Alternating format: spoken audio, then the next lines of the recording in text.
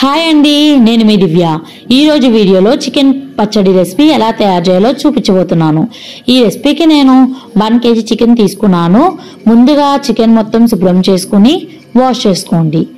ఒక మందపాటి కడాయి తీసుకుని దానిలోకి ఈ చికెన్ని పీసెస్ లాగా కట్ చేసుకుని స్టవ్ మీద పెట్టండి. చికెన్ బాగా మగ్గపెట్టుకోవాలండి. మగ్గిపోయేటప్పుడు చికెన్లో నుంచి వాటర్ ఎవాపరేట్ అయిపోతాయండి. మంటని మీడియం ఫ్లేమ్లోకి అడ్జస్ట్ చేసుకుని మగ్గనివ్వండి. వేరే ఒక పక్కన అల్లం వెల్లుల్లిపై కచ్చాపిచ్చాక దంచుకుని పక్కన ఉంచుకోండి. చికెన్ పీసెస్లో నుంచి వాటర్ మొత్తం ఎవాపరేట్ అయిపోయాక దానిలోకి సరిపడా నూనె వేసుకోండి. వేరుశనగ నూనె వేసుకుంటే పచ్చడి కమ్మగా ఉంటుందండి.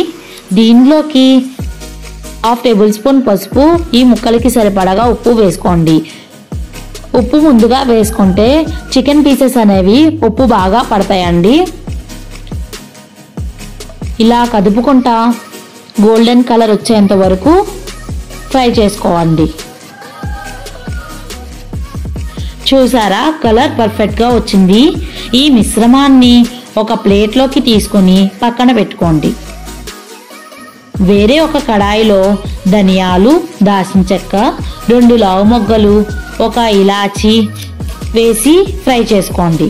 కొంచెం ఫ్రై అయ్యాక 1 టేబుల్ స్పూన్ జీలకర్ర, 1/2 టేబుల్ స్పూన్ మెంతులు, 1/2 టేబుల్ స్పూన్ ఆవాలు వేసుకుని బాగా ఫ్రై చేసుకుని గ్రైండ్ చేసుకుని పక్కన పెట్టుకోండి. కడాయిలో ఆయిల్ ఉంది కదండి, దానిలోకి 2 టేబుల్ స్పూన్ అల్లం వెల్లుల్లిపాయ పేస్ట్ వేసుకుని పచ్చివాసన పోయేంత వరకు ఫ్రై చేసుకోండి.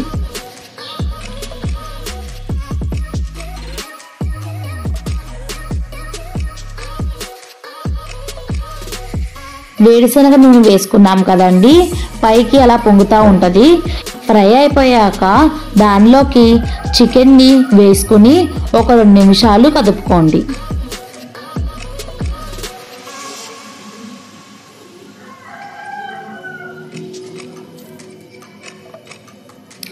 పక్కన గ్రైండ్ చేసి పెట్టుకున్న మసాలాని కూడా వేసేసుకుని కదుపుకోండి.